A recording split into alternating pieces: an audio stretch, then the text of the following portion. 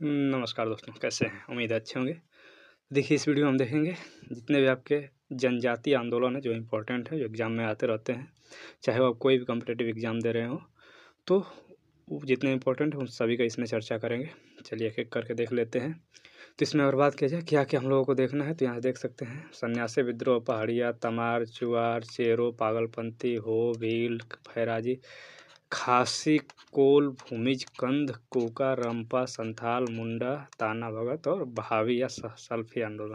तो यहाँ देख सकते हैं इनका ईयर वाइज दिया है। कहीं-कहीं किसी-किसी एग्ज़ाम में इसको दे देता है मिलान करने के लिए, तो ईयर वाइज आपको पता होना चाहिए। कम से कम ये तो पता होना चाहिए कौन पहले हुआ, कौन बाद में हुआ, तो आप यहाँ से देख सकते हैं सीरियल नंबर।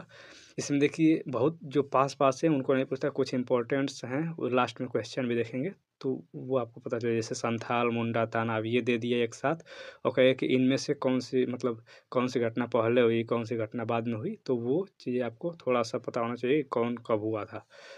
चलिए इसमें अगर बात करें तो सभी जनजातीय आंदोलन नहीं है, इसमें जनजातीय आंदोलन के साथ-साथ ये जो नीले कलर में किया हूँ, ये कुछ इसमें से अन्य जो आंदोलन है वो भी इसमें ले लिया हूँ, जो एग्ज़ाम में आते रहते हैं इसलिए। चलिए सबसे पहले इसका इंट्रोडक्शन देख लेते हैं। एक्चुअली होता क्या है जनजातीय आंदोलन या आदिवासी होते क्या हैं, तो देखिए यहाँ से मैं एक-एक करके लाइन बाय लाइन पढ़ ही दे रहा हूँ। खैर ऐसा विश्वास किया जाता है कि ये लोग भारतीय प्रायद्वीप के मूल निवासी हैं, यानी कि जो आदिवासी लोग हैं यही क्या हैं, यही माने जाते हैं कि ये जो भारतीय प्रायद्वीप है इसके मूल निवासी कौन है, तो आदिवासी ही हैं। तो इसीलिए इनको आदिवासी कहा जाता है, मतलब सबसे पहले के वासी अगर कहा जाए, आदि मतलब बहुत पहले या प्राचीन कह सकते हैं। भारत में इनकी आबादी अफ्रीका के बाद सर्वाधिक है, तो यहाँ से क्वेश्चन बन सकता है कि सबसे अधिक कहाँ है, तो अफ्रीका में है किसका, तो आदिवासी या जनजाति का। उसके बाद दूसरे नंबर पे कहाँ पे है, तो भारत में ही है। आदिवासियों और वनों के बीच एक सहजीवी संबंध होता है, मतलब एक दूसरे पर निर्भर रहते हैं, इसका ये मतलब होता है सहजीवी का। मतलब आदिवासी वनों पर निर्भर हैं और वन एक साथ देखा है तो आदिवासी पर, क्योंकि वो उसका रक्षा भी करते थे। भोजन, ईंधन, लकड़ी, घरेलू सामग्री, जड़ी-बूटी, औषधियाँ, पशुओं के लिए चारा, भूमि औजारों, कृषि औजारों की सामग्री के लिए ये वनों पर आश्रित रहते थे, तो वही बात हुआ सहजीवी का मतलब यही हुआ कि मतलब एक दूसरे पे आश्रित रहना। वे अनेक वृक्षों की पूजा करते थे, कौन? आदिवासी लोग। वन्य समाज में रहने वाले जनजातियों ने अपने आप को वर्ग के आधार पर नहीं बल्कि किस आधार पे, तो जातीय आधार पर समाज में रखा था। तो यहाँ से आप देख सकते हैं कि जो ये आदिवासी थे अपने आप को वर्ग के आधार पर नहीं बाँटे थे, किस आधार पर बाँटे थे? जातीय आधार पर बाँटे थे। उदाहरण के लिए पहाड़िया, चेरो, कोल, उरांव, संथाल, चुआर, खरिया, भील और मुंडा, तो ये सारी जनजातियाँ हैं। चलिए और बात करें, भारत में भील सबसे बड़ी जनजाति है, तो यहाँ से क्वेश्चन आप देख सकते हैं, ये इंपॉर्टेंट हो जाएगा कि अगर एग्जाम में आ जाए कि सबसे बड़ी जनजाति जो भारत में वो कौन सी है, तो वो कौन सी है? भील जनजाति।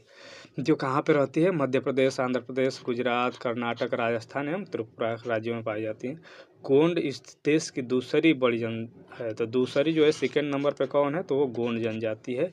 ये अधिकांशतः मध्य प्रदेश, आंध्र प्रदेश, महाराष्ट्र एवं गुजरात में पाई जाती है। संथाल भारत में तीसरी है, तो यहाँ से आप देख सकते हैं ये तीनों इंपॉर्टेंट हो जाता है, भील, गोंड और संथाल। ये सीरियल नंबर से हैं तीनों। सबसे अधिक जनसंख्या किसका है, तो भील जनजाति का, दूसरे नंबर पर गोंड और तीसरे पर संथाल है, एग्जाम में आता है। संथाल कहाँ पाए जाते हैं? बिहार, झारखंड, उड़ीसा, पश्चिम बंगाल में ये पाई जाती हैं। इन्हीं प्रदेशों में उरांव, मीणा, मुंडा, खोंड आदि जनजातियाँ भी पाई जाती है। इनका जीवन बहुत ही सीधा होता था और सामाजिक जीवन में ये लोग अहस्तक्षेप की नीति अपनाते थे। इसका क्या मतलब है? ये चाहते थे कि इनका जो भी नियम कानून है उसमें कोई दूसरे लोग, बाहरी लोग आके उसमें हस्तक्षेप ना करें, तो ये इनका नियम था।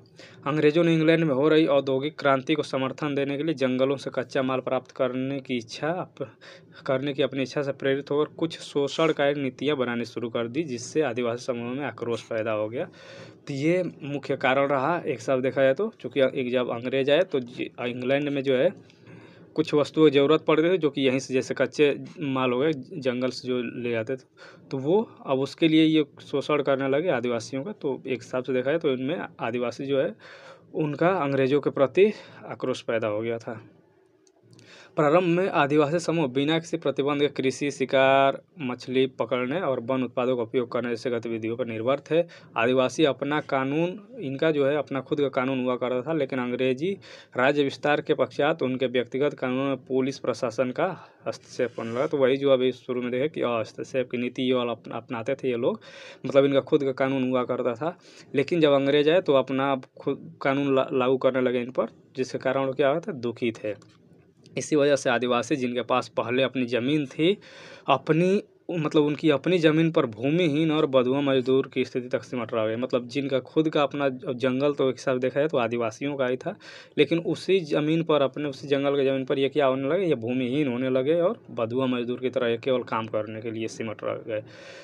तो साथ ही प्राकृतिक संसाधनों और वन उत्पादों के उपयोग पर कई सीमाएं रखी गई और खेती को स्थानांतरित करने जैसी प्रथाओं पर प्रतिबंध लगा दिया गया। तो यहाँ देख सकते हैं, ये खेती को स्थानांतरित कर देते हैं, मतलब एक जगह खेती कर लेते थे, उसको काट देते थे वहाँ का जो पेड़ पौधे है, फिर अगले जगह जाके खेती करते थे। तो इस तरीके से इस खेती को स्थानांतरित खेती कहा जाता है। तो इस पर भी प्रतिबंध लगा दिया गया था अंग्रेजों के द्वारा। इससे आदिवासियों के प्रति व्यक्ति आय में और गिरावट आई। तो ये देखिए धीरे धीरे क्यों इनका जो आक्रोश बढ़ता जा रहा था, वो ये इसी से आपको समझ में आ जाएगा। आदिवासी बाहरी लोगों को क्या कहते थे, दिकू कहते थे। तो ये एग्जाम में आता है कि दिकू क्या है, तो जो गैर आदिवासी जो हैं उनको दिकू कहा जाता था, जिसका तात्पर्य उन लोगों से था जो उन्हें परेशान करते थे। इसमें कौन कौन आते थे, महाजन, ठेकेदार, जमींदार, अधिकारी और अंग्रेज, ये सब क्या है, ये सब दिकू कहलाते थे। मतलब जो बाहरी लोग थे इनको ये जो आदिवासी जनजाति थे इनको दिकू कहते थे। इसके अलावा आदिवासियों की सदियों पुरानी धार्मिक प्रथाओं को कम करके ईसाई मिशनरियों के ईसाई धर्म के प्रसार। तो यहाँ से एक कारण ये भी है, जो अंग्रेज आए तो आपको पता है वो ईसाई थे। ईसाई मिशनरियों के इसमें क्या करने लगे, तो धर्म प्रसार करने लगे, उसको बढ़ावा देना चाह रहे थे। तो इसके प्रयासों ने अंग्रेजों के प्रति उनकी नाराज़गी को और अधिक बढ़ा दिया। उनके जीने के तरीकों में हस्तक्षेप के बाद भारत के विभिन्न क्षेत्रों के विविध जनजातीय समुदायों ने ब्रिटिश शासन के समय में ब्रिटिश भारत सरकार के शोषणकारी और भेदभावपूर्ण प्रथाओं के खिलाफ विद्रोह का नेतृत्व किया। तो ये कुछ कारण थे। अब चलते हैं, हम लोग देखते हैं, पहला स्टार्ट करते हैं सन्यासी विद्रोह। और देखिए सन्यासी में जो लोग हिंदी वाले होंगे, मतलब जो जहाँ पे हिंदी का भी क्वेश्चन आया तो वहाँ पे सन्यासी आता है कि कौन सा सही है गलत है, तो वहाँ पे देख सकते हैं 100 पे ऊपर भी एक बिंदु होता है और 9 भी होता है। ये हिंदी का जो वर्तनी शुद्धि और ये सब वाले में क्वेश्चन बहुत आता रहा, तो उसको भी ध्यान दीजिएगा। ये कब हुआ था, तो इसका डेट आप देख सकते हैं 1763 से 1800 के बीच सन्यासी विद्रोह हुआ। आंदोलन के समय यहाँ पे देख सकते हैं स्थान कहाँ हुआ, तो बंगाल और बिहार प्रांत में, जो कि उस समय ये एक ही था, बंगाल बिहार, तो ये उसी प्रांत में हुआ था। विद्रोहकारी कौन थे, तो सन्यासी शंकराचार्य के अनुयायी थे। एग्जाम में आता है कि जो सन्यासी विद्रोह इनका नेतृत्व किनके द्वारा किया गया, तो ये यहाँ देख सकते हैं ये किया था, ये सन्यासी जो थे ये शंकराचार्य के अनुयायी थे, उन्हीं के द्वारा किया गया। कारण क्या था, तो हिंदू नागा गिरी के सशस्त्र सन्यासियों का तीर्थ यात्रा पर प्रतिबंध लगाना था, इसका ये कारण था। परिणाम क्या हुआ, विद्रोह को दबा दिया गया। तो जितने विद्रोह हो रहे थे अंग्रेज मतलब उसको दबाते जा रहे थे। तो ये पूरा सभी विद्रोह में वैसे ही देखने को मिलेगा कि विद्रोह स्टार्ट होगा, फिर कुछ उसमेमें हलचलें होंगी, फिर अंत में विद्रोह को दबा दिया जाएगा, क्योंकि अंग्रेज उस समय क्या थे, आधुनिक हथियार उनके पास था। 18वीं सदी के अंतिम वर्षों में, मतलब 1763 से 1800 में अंग्रेजी शासन के विरुद्ध तत्कालीन भारत के कुछ भागों में सन्यासियों ने उग्र आंदोलन किए, जिससे इतिहास में सन्यासी विद्रोह कहा जाता है।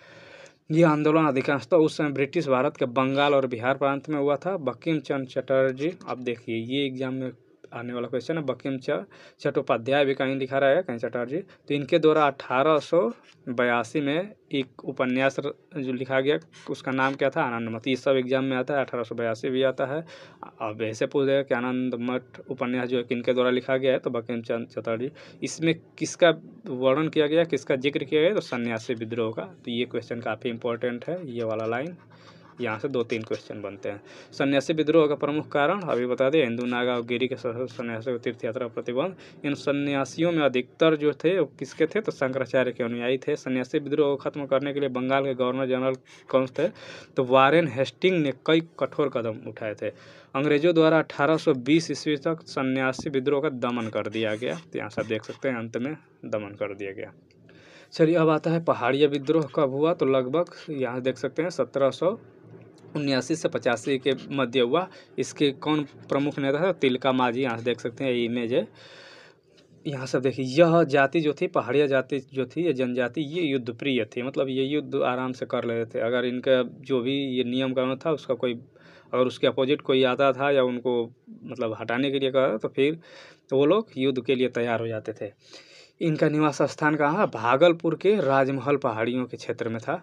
अंग्रेजी हुकूमत के खिलाफ भारत की आज़ादी के आंदोलन में तिलका माझी को आदि विद्रोही का दर्जा प्राप्त है। मतलब काफ़ी इंपॉर्टेंट नाम पूछा जाता है, या फिर ऐसे पूछा जाता है कि पहाड़िया विद्रोह का जो मुख्य रूप से जो नेतृत्व किया गया उनके द्वारा, तिलका माझी के द्वारा। तिलका माझी का जन्म 1750 ईस्वी में भागलपुर प्रमंडल स्थित सुल्तानपुर के पास तिलकपुर, देखिए यह नाम ही ये तिलकपुर गांव में हुआ था, इसलिए इनका जहाँ देख सकते हैं ये नाम भी इनके गांव के नाम पर भी इनका पड़ा है, तिलका माझी। सन 1779 में वह पहली बार भू राजस्व की राशि कम करने एवं किसानों के भूमि जमींदारों से छुड़वाने के लिए वहाँ सशस्त्र विद्रोह किए। तो कब किए? सबसे पहले तो यहाँ देख सकते 1779 में। किसके लिए? तो यहाँ से राजस्व की राशि कम करें, कर जो बढ़ा दिया गया था। कुल मिला के एग्जाम में ये पूछा जाता है कि जो करों के दर बढ़ाने के कारण कौन सा आंदोलन हुआ, तो वहाँ से ये पहाड़िया विद्रोह हो जाएगा आंसर। जिन्होंने ईस्ट इंडिया कंपनी के बिहार, बंगाल और उड़ीसा में राजस्व वसूली, जमीन पर कब्जे के खिलाफ पहाड़ी आदिवासियों के आंदोलन को नेतृत्व प्रदान किया। चलिए यहाँ देख सकते हैं 1780 के मध्य ब्रिटिश हुकूमत के ऊपर लगातार हमले किए कौन? तिलका माझी ने। इसके लिए आदिवासियों और अन्य लोगों को एकजुट करना शुरू किया। साल के पेड़ का छाल में गांठ बांधकर गांव आदिवासियों को एकजुट होने का निमंत्रण दिया। तो ये भी पूछा जाता है एग्जाम में, कौन सा पेड़ है? तो साल का वृक्ष है। तिलका माझी ने भागलपुर के प्रथम कलेक्टर ऑगस्टस क्लीवलैंड को 1784 में तीर एवं धनुष से जख्मी कर दिया, जिससे उसकी मृत्यु हो गई। एक क्वेश्चन एग्जाम में आता है किसका? तो ऑगस्टस क्लीवलैंड जो उस समय क्या था? तो भागलपुर का ये कलेक्टर था। इसी कारण इन्हें गिरफ्तार कर 1785 में भागलपुर के बीच चौराहे पर बरगद के पेड़ पर लटकाकर इनको क्या कर दिया गया? तो फांसी दे दी गई। कब? 1785 में। कहाँ? भागलपुर के बीच चौराहे पर। किसके पेड़ पर? तो बरगद के पेड़ पर इनको लटकाकर फांसी दे दी गई। चूँकि अंग्रेज चाहते थे कि डर पैदा किया जाए ताकि उनके विरोध में कोई खड़ा ना हो, तो इसलिए वो मतलब सबके सामने देख सकते हैं कि बरगद के पेड़ पर चौराहे पर ही लटका दिए फांसी पर।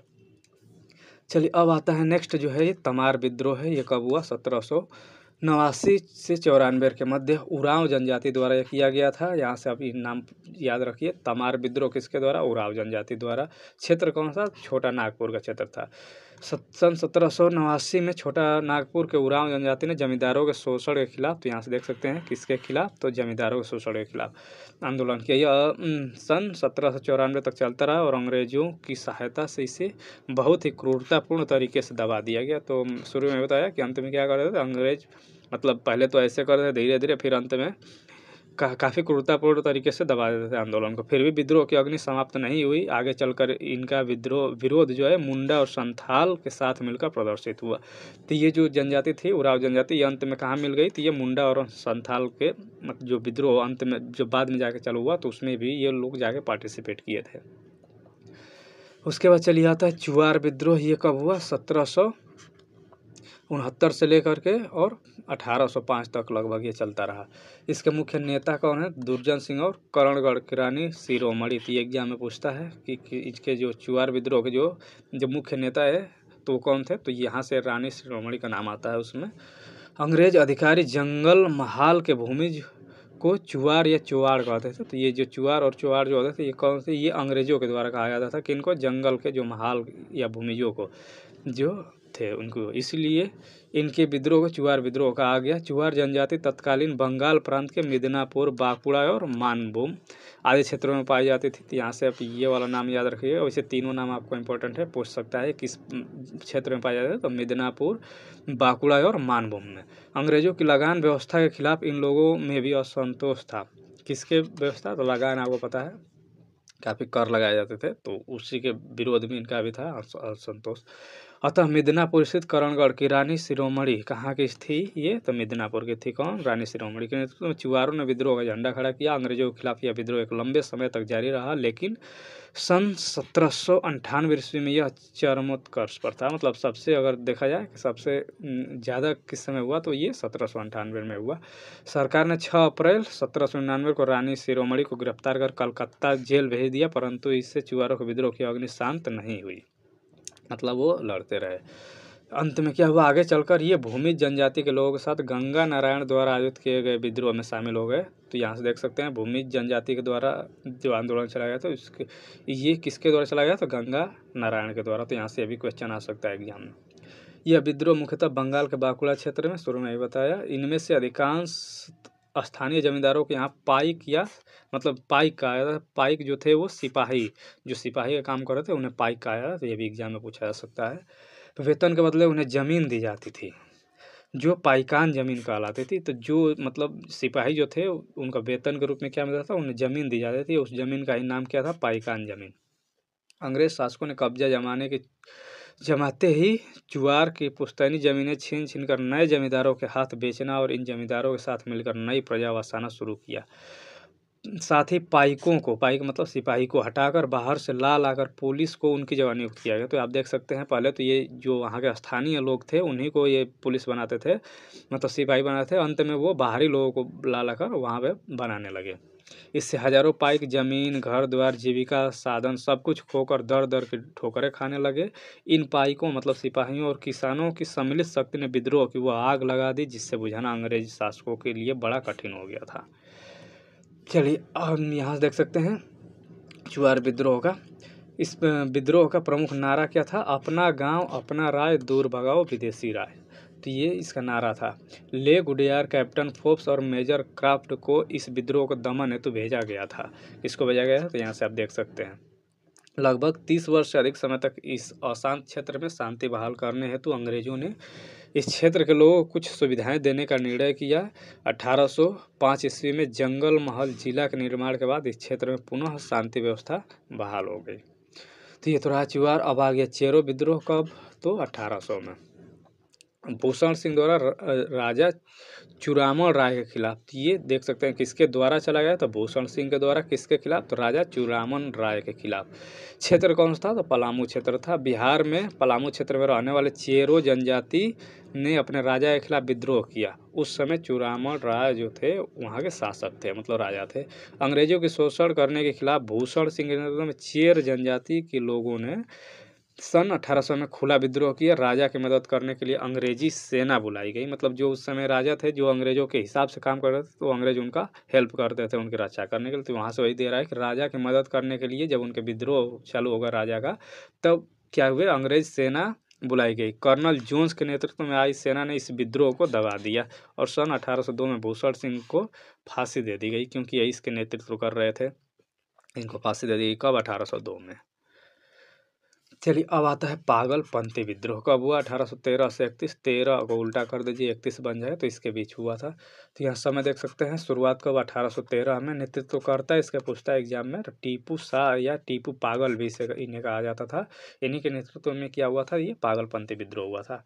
तो यहाँ से देख सकते हैं उद्देश्य क्या था, जमींदारों के अत्याचार के खिलाफ विद्रोह। तो यहाँ से आप जितने भी ये लगभग देख रहे हैं आदिवासी आंदोलन, तो उसमें लगभग देखा जाए तो जमींदार मतलब अंग्रेज मुख्यतः वो तो शुरू में कम ही लोग थे। तो ज़्यादातर वो किसके भरोसे रहे थे, यहाँ के जमींदार जो थे, जो भारत के ही थे, तो वही लोग ज़्यादा अत्याचार करते थे अंग्रेजों के कहने पर।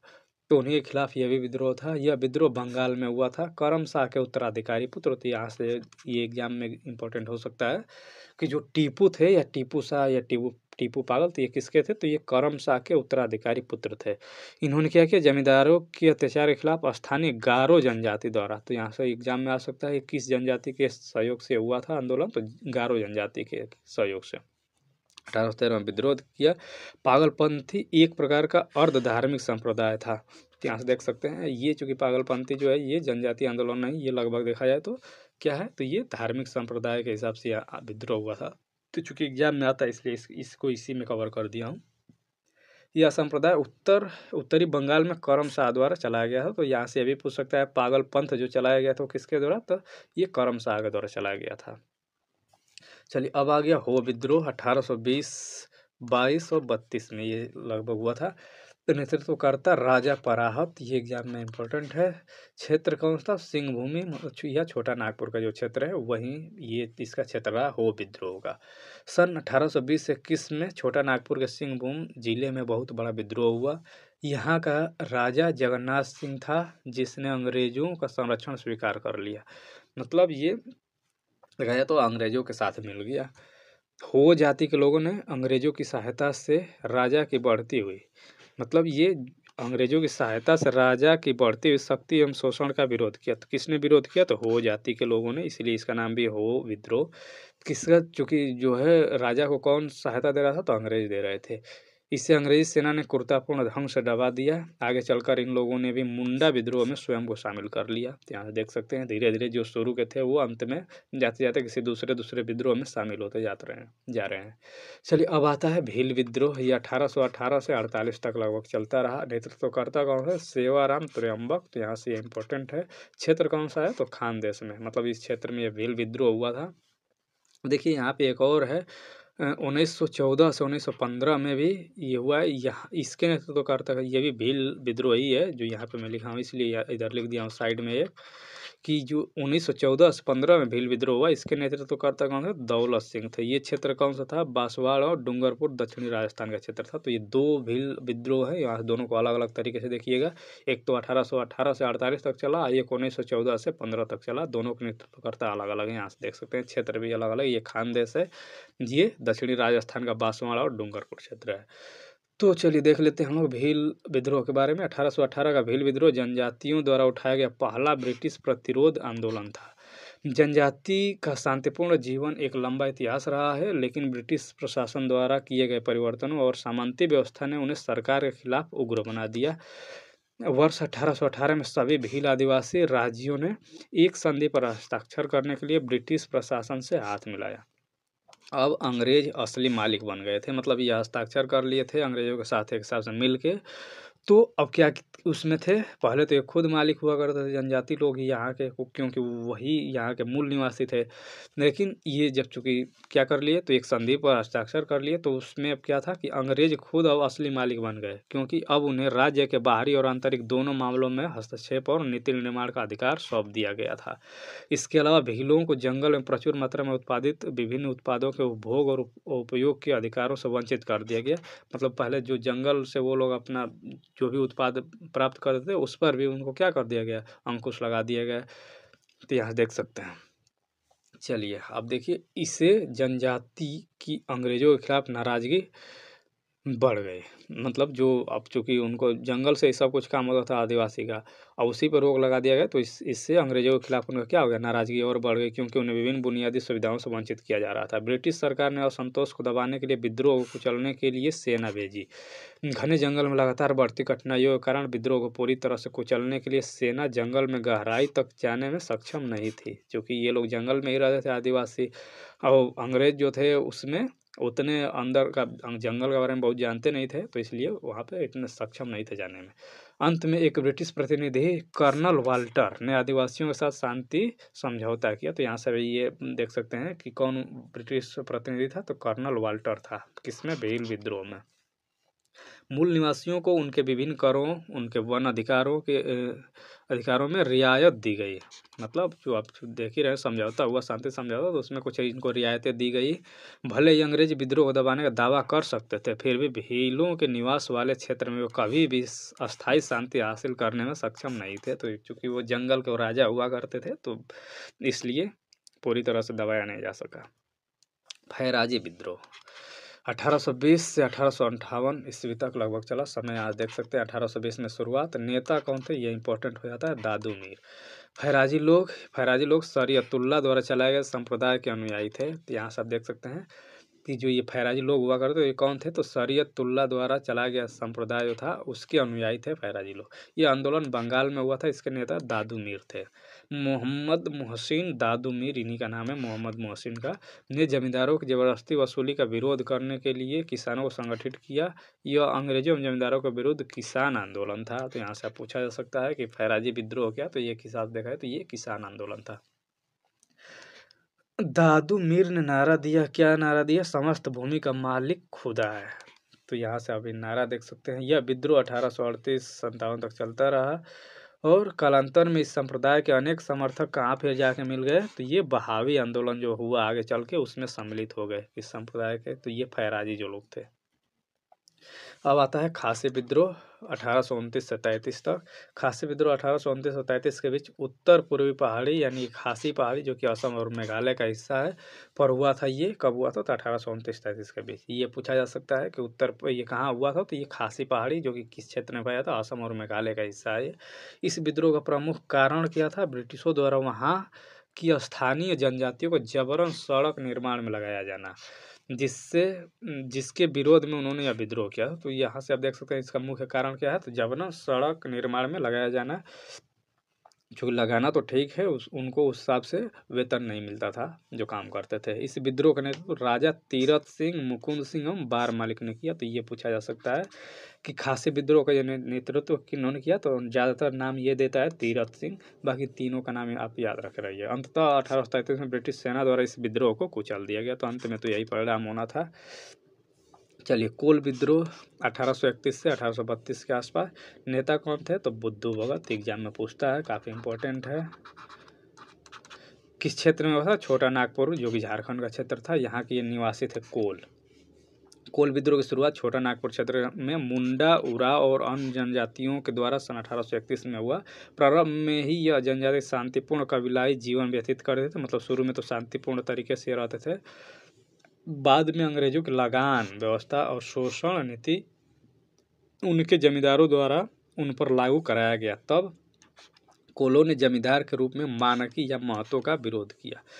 तो ये चूंकि, तो अब देखिए मानकी महतो कौन सा? तो यहाँ से आप देख सकते हैं, अगली लाइन में मिल जाएगा। तो यहाँ देख सकते हैं कि किस कारण ये विरोध हुआ। तो मुख्यतः लगान व्यवस्था जो थी या शोषण का, इसी कारण ये चालू हुआ था विरोध। उनके कबीले की प्रथा के अनुसार धर्मनिरपेक्ष कार्यों के संपादन के लिए पाहन नामक पद हुआ करता। जो पाहन होते थे वो क्या करते थे? जितने भी आपके धर्मकांड से संबंधित जो काम हुआ करता वो काम करते थे पाहन। और इनकी सेवा के लिए बनाया गया था किनको? मानकी और महतो को। देखिए यहाँ देख सकते हैं, मानकी और महतो उनकी सहायता के लिए बनाया गया था। मतलब पाहन की सहायता के लिए किनको बनाया गया था? मानकी और महतो। तो वही यहाँ दिया है। लेकिन यही आगे चल के जो मानकी और महतो थे, यही इन्हीं लोगों का, मतलब ये आदमी तो इन्हीं के थे, मतलब जो ये कोल जनजाति थे इन्हीं के आदमी हुआ करते थे, मानकी और महतो। परंतु ये अंत बाद में जाके जब इनको सुविधाएं मिलने लगी तो फिर ये इन्हीं को क्या करने लगे? तो शोषणकारी नीति अपनाने लगे। तो ये मानकी जो कभी कोलों का सहयोगी हुआ करते थे, अंग्रेजों की नीति के कारण जमींदार बन बैठे। तो देख सकते हैं, मतलब अपने ही लोगों पे क्या करने लगे? तो अधिकार जमाने लगे। चलिए, तो जमींदार बन बैठे और लगान नहीं चुकाने के कारण उनका सामाजिक तथा आर्थिक शोषण करना प्रारंभ कर दिया। तो कौन थे? तो मानकी। जो मानकी पहले किसके थे? तो ये कोलों का सहयोगी हुआ करते थे, अंत में जमींदार बन गए अंग्रेजों की सहायता से और फिर इन्हीं का शोषण करने लगे। चलिए, कोल विद्रोह का फिर से यहाँ पे नेक्स्ट स्लाइड ये है। बड़ी संख्या में हिंदू, सिख, मुसलमान व्यापारियों का प्रवेश इस क्षेत्र में हो चुका था, जिन्होंने धीरे धीरे सूदखोर महाजन का, मतलब यही जो थे, जो पहले यहीं के थे, ये क्या होने लगे? फिर महाजन बन गए और सूदखोर होने लगे। मतलब सूद पे पैसा देना, ये ब्याज पर, जो उसको कहते हैं सूद मतलब ब्याज। तो ब्याज पे पैसा देना, फिर जो चुका नहीं पाता था उनका ज़मीन लेना, अलग अलग तरीके से कार्रवाई करना, वो सब स्टार्ट हो गया। धीरे धीरे कोलों का ज़मीन उनके हाथ से निकलने लगा, क्योंकि पहले तो ये जो कोल जनजाति के लोग थे गरीब हुआ करते थे, तो ये मतलब ब्याज पैसा और फिर अलग अलग चीज़ें तो ले लेते थे, लेकिन उसको चुका नहीं पाते थे। तो फिर इनका ज़मीन किसके हाथ में जाने लगा? तो जो महाजन हुआ करते थे, जो सूद पे या ब्याज पे पैसा देते, वो फिर उनका ले लेते थे ज़मीन। ऐसी स्थिति में जल्द ही जमींदार और दिकू वही जो शुरू में बताया गैर आदिवासी के खिलाफ कोलों ने विद्रोह किया। इस विद्रोह की लपट पलामू क्षेत्र में फैलनी शुरू हुई। अनुमानतः 800 से 1000 आदमी इस विद्रोह में मारे गए। इनका सशस्त्र विद्रोह 2 साल तक चला, जिसके बाद अंग्रेजों ने इसे बेरहमी से दबा दिया। इस विद्रोह का एक परिणाम तो यह अवश्य हुआ कि कोलों के लिए शोषण विहीन शासन की स्थापना है तो साउथ वेस्ट फ्रंटियर एजेंसी कायम की गई। तो यहाँ देख सकते हैं किस विद्रोह के बाद साउथ वेस्ट फ्रंटियर एजेंसी बनाई गई? तो ये कोल विद्रोह के बाद हुआ था। या इसमें यह पूछ सकता है कि कोल विद्रोह का परिणाम क्या हुआ? तो साउथ वेस्ट फ्रंटियर एजेंसी बनाई गई। फौजदारी न्यायालय को सरल और सहज बनाने का आश्वासन दिया गया। आगे चलकर ये कोल भारत की स्वतंत्रता आंदोलन में प्रेरणा के महत्वपूर्ण स्रोत के रूप में साबित हुए। अब चलिए आता है भूमिज विद्रोह 1832। नेतृत्वकर्ता कौन थे? तो गंगा नारायण। कोल और हो के समर्थन से ये विद्रोह चला था, शुरू में ही बताया था। तो ये नेतृत्वकर्ता आप याद रखना है, गंगा नारायण के नेतृत्व में हुआ था। कौन? भूमिज विद्रोह 1832 में। किसके समर्थन से हुआ था? तो ये कोल और हो जनजाति के जो लोग थे उनके समर्थन से हुआ था। सन 1832 में बीरभूम के जमींदार के पुत्र गंगा नारायण, यहाँ से हम नाम याद रखिएगा, ये बीरभूम के थे, नेतृत्व में भूमिज विद्रोह की शुरुआत हुई। यह गंगा नारायण हंगामा के नाम से इतिहास में जाना जाता है। तो ये जो भूमिज विद्रोह है उसका अन्य नाम पूछेगा तो वो हो जाएगा गंगा नारायण हंगामा। अंग्रेजी सरकार ने इन पर इतना अधिक राजस्व का बोझ डाला था कि उनके खिलाफ कोलों एवं हो के समर्थन से इन्होंने भी औपनिवेशिक शासन का विरोध किया। उपरोक्त सारी जनजातियों ने सन 1857 के सिपाही विद्रोह में महत्वपूर्ण भूमिका अदा की। आपको पता है आगे चल कर 1857 का विद्रोह हुआ था, तो इसमें इन जनजातियों का भी योगदान रहा। जब विद्रोह शुरू हुआ तब ये चाईबासा के बटालियन की सेना में शामिल थे। इन्होंने रांची और डोरंडा के खजानों को लूटा, जेल के फाटकों को खोल दिया। अंग्रेजों का हर संभव विरोध उन्होंने अपने अधिकारों की सुरक्षा के लिए किया। किन्होंने? तो गंगा नारायण और किसके समर्थन? कोल और हो के समर्थन से। चलिए अब आता है कंद विद्रोह, या इसे कंद को ही खोंड विद्रोह भी कहा जाता है। ये कब हुआ? 1837 से 56 के बीच हुआ। तो ये नाम याद रखेगा, ये कंद या खोंड विद्रोह। नेतृत्वकर्ता यहाँ पे पूछता है एग्जाम में, चक्र बिसोई। क्षेत्र कौन सा था? तो उड़ीसा था। मुख्य कारण क्या था? मरिया प्रथा। मरिया कहीं कहीं दिया रहेगा, कहीं कहीं मरिया केवल लिखा रहेगा। तो इसका कारण वही मरिया प्रथा क्या है? तो ये प्रथा जो है ये मानव बलि प्रथा होता था, उसी को मरिया प्रथा कहा जाता था। चूँकि अंग्रेज जो आए थे तो देखिए जो खोंड जनजाति के लोग थे तो इनमें ये प्रथा चलती थी, मरिया प्रथा। इसमें क्या था? तो ये मानव का ही बलि दिया जाता था। जब अंग्रेज आए तो वो इसको क्या किए? इसको बंद करने का प्रयास किया इस बलिदान प्रथा को। लेकिन चूँकि उस समय पहले से व्याप्त था ये, उनमें धार्मिक प्रचलन था एक हिसाब से, तो वो उसका क्या किया, फिर उनको लगा कि हम लोगों का जो आंतरिक मामला है उसमें अंग्रेज दखल दे रहे हैं, तो वो अंग्रेजों का विरोध करना स्टार्ट कर दिए। जबकि अभी के हिसाब से देखा है तो ये तो सही था कि जो बलिदान प्रथा है इसको बंद किया जाना चाहिए। लेकिन वो अगर देखेंगे तत्कालीन समय के हिसाब से, तो फिर उस समय इतिहास को इतिहास के नज़रिए से देखना चाहिए। तो उस समय उनमें प्रचलन था, तो इसलिए वो अंग्रेजों का विरोध करना शुरू कर दिए थे। तो यहाँ से वही है कि मरिया या बलिदान की प्रथा को दबाने की अंग्रेजों का प्रयास था, और बदले में जमींदारों और साहूकारों की आमद के साथ नए करों को पेश करना था। कंद आदिवासी, कंद या खोंड, विशाल पहाड़ी क्षेत्र में रहते थे जो तत्कालीन मद्रास तथा बंगाल तक फैला था। इस जाति में विपत्तियों तथा आपदाओं से मुक्ति प्राप्त करने के लिए मरिया प्रथा मतलब मानव बलि प्रथा प्रचलन में था। सन 1837 में ब्रिटिश सरकार ने इसे रोकने का प्रयास किया। उस समय चक्र बिसोई नामक नेता ने इसका विरोध किया। यहाँ से ये काफ़ी नाम इम्पोर्टेंट हो जाता है, चक्र बिसोई। उसने अंग्रेजों पर आदिवासियों के सामाजिक और धार्मिक प्रथाओं में हस्तक्षेप करने का आरोप लगाया और उनका प्रबल विरोध किया। तो यहाँ देख सकते हैं सन 1857 ईस्वी की क्रांति में कंद आदिवासियों ने भी अंग्रेजों के खिलाफ सैन्य संचालन किया। तो अब आता है कूका विद्रोह जो 1840 से 1872 के मध्य हुआ। कूका विद्रोह की शुरुआत पंजाब में, यहाँ से पूछ सकता है किस क्षेत्र में हुआ था, तो ये पंजाब क्षेत्र में हुआ था। एक धार्मिक आंदोलन था, एक शब्द देखा है तो ये कैसा आंदोलन है, तो ये धार्मिक आंदोलन है। चूँकि मैं शुरू में ही बताया कुछ आंदोलन इसमें जो है जनजातीय नहीं है, लेकिन वो एग्जाम में आते रहते हैं, ज़्यादा से रिपीट होता है, तो इसलिए उसको भी इसमें कवर कर दिया हूँ। तो एक हिसाब से ये पूछा है कूका विद्रोह कैसा है, तो ये धार्मिक विद्रोह है या धार्मिक आंदोलन है। कहाँ किस क्षेत्र में हुआ था? पंजाब में हुआ था। लेकिन धीरे धीरे यह विद्रोह किस में बदल गया? पहले तो धार्मिक था, फिर लास्ट में राजनीतिक विद्रोह के रूप में परिवर्तित हो गया। सिखों के नामधारी संप्रदाय के लोग को ही क्या कहा जाता है? कूका कहा जाता है। तो ये पूछता है एग्जाम में, जो कूका लोग थे क्या थे? तो वो सिखों के नामधारी संप्रदाय के लोग हुआ करते थे। इन्हीं के द्वारा कूका विद्रोह को शुरू किया गया था। कूका आंदोलन की शुरुआत भगत जवाहर मल, इनको सियान साहब भी कहा जाता था, इन और उनके शिष्य थे बालक सिंह और राम सिंह। तो एग्जाम में ये पूछ देता है राम सिंह। कूका विद्रोह का नेतृत्व तो किसके द्वारा किया गया? तो कहीं कहीं आपको भगत जवाहर मल भी दे देगा, कहीं कहीं आपको ज़्यादातर देता है राम सिंह। तो ये आप नाम याद रखेंगे, राम सिंह किसके संबंधित है? कूका विद्रोह संबंधित है, के द्वारा पश्चिमी पंजाब में की गई थी। कूका लोगों ने पूरे पंजाब को 22 जिलों में बांटकर अपनी समांतर सरकार बना डाली थी। तो बहुत ही खतरनाक लोग हुआ करते थे पहले। देखिए ये क्या किए थे, तो पंजाब को 22 जिलों में बांट करके और अपनी समांतर सरकार बना डाली थी। अधूरी तैयारी में विद्रोह भड़क उठा था, इसी कारण वह दब गया। तो आप देख सकते हैं बहुत इस पे मतलब तैयारी नहीं करके और विद्रोह शुरू हो गया शुरू में ही। 1857 का विद्रोह का एक कारण ये था उसका दबने का। अब आगे चल के पढ़ेंगे उसको कि सही से तैयारी नहीं मतलब समय से पहले स्टार्ट हो जाना, तो इसका एक कारण था दब जाने का। 1882 में आंदोलन के प्रमुख नेता राम सिंह, देखिए यहाँ पे दे भी दिया, को अंग्रेजों द्वारा रंगून निर्वासित कर दिया गया।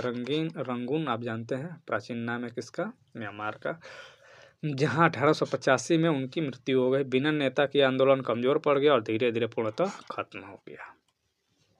अब आता है रंपा विद्रोह, कब हुआ था 1800, यहाँ देख सकते हैं 79 फिर 1920-22 तक। नेतृत्वकर्ता इसका इम्पोर्टेंट है अल्लूरी सीताराम राजू, ये नाम आप याद रख रहिएगा। क्षेत्र कौन सा है तो आंध्र प्रदेश। आंध्र प्रदेश में यह विद्रोह अल्लूरी सीताराम राजू के नेतृत्व में हुआ।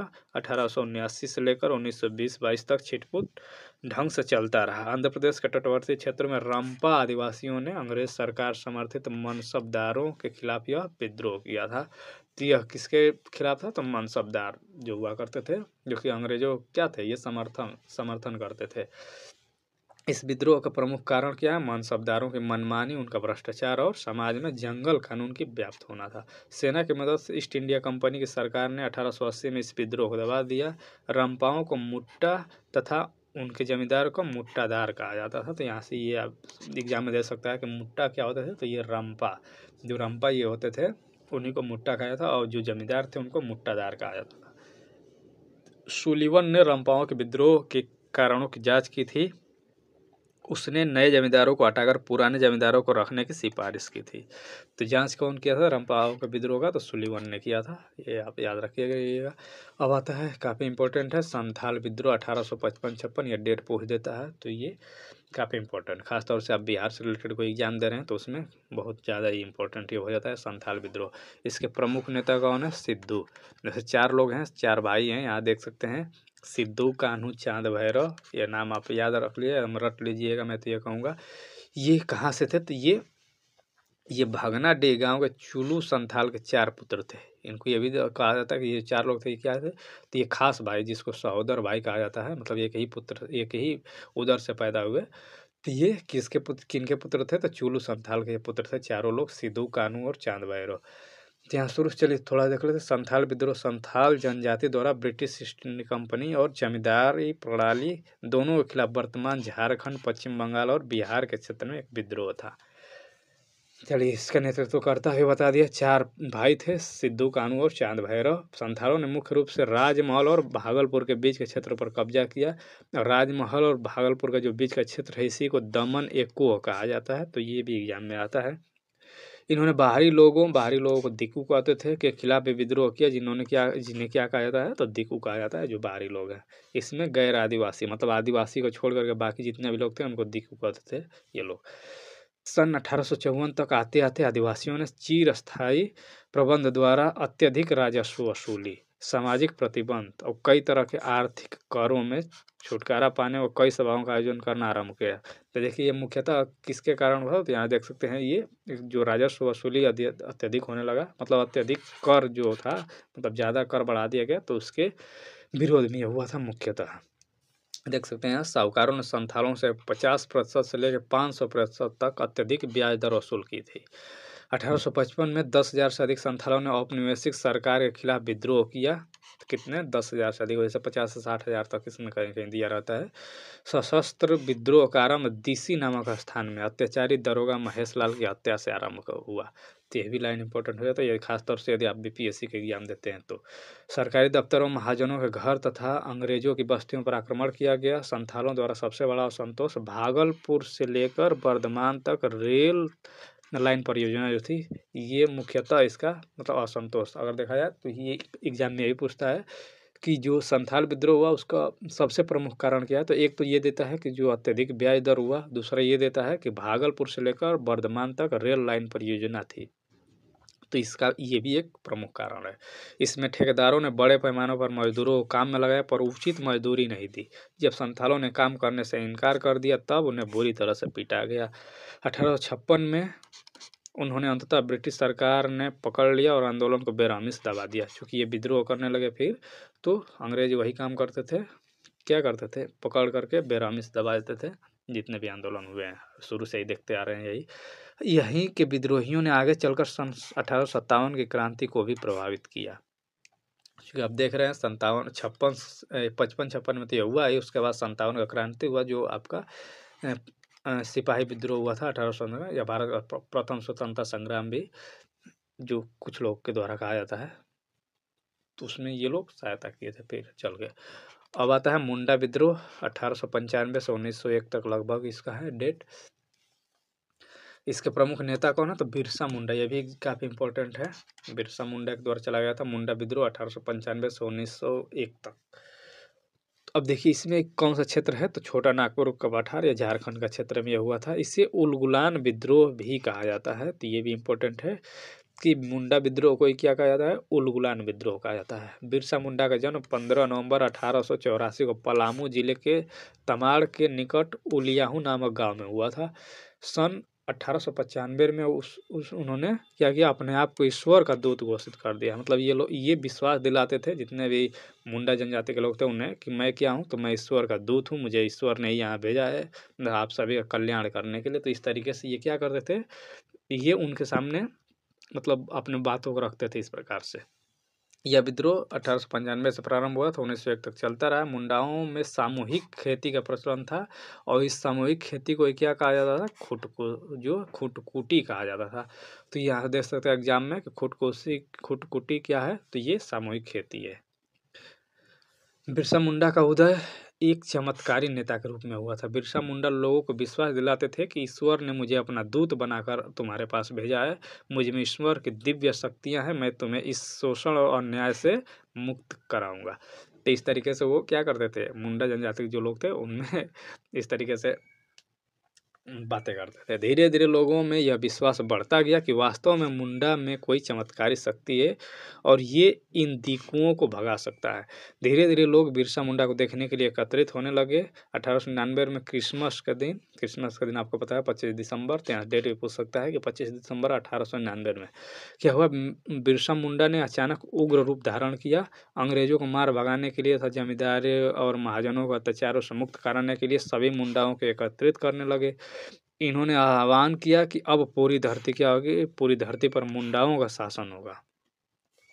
बिरसा मुंडा ने कहा था कि इन दिकुओं से हमारी लड़ाई होगी और इनके रक्त से हमारी धरती लाल हो जाएगी। बिरसा मुंडा ने 5 जनवरी 1900 को विद्रोह की शुरुआत कर दी। चारों तरफ भयंकर रक्तपात होने लगा। शुरू में तो अंग्रेजी महाजन और जमींदार मारे गए, किंतु बाद में अंग्रेजी सेना ने इस विद्रोह का सामना किया। 8 जनवरी सन 1900 को ब्रिटिश सरकार द्वारा इस विद्रोह को बुरी तरह से कुचल दिया गया। 200 पुरुष और महिलाएं मारे गए तथा 300 लोग बंदी बना लिए गए। कई नेताओं को भी गिरफ्तार कर लिया गया। बिरसा मुंडा की गिरफ्तारी के लिए सरकार की तरफ से 500 रुपये का इनाम घोषणा किया गया और परिणाम स्वरूप 3 मार्च सन 1900 को बिरसा मुंडा को पकड़ लिए गए। इन्हें रांची जेल में डाल दिया गया। कुछ समय बाद जेल में ही हैजा से इनकी मृत्यु हो गई। तो किससे मृत्यु हुई? हैजा से।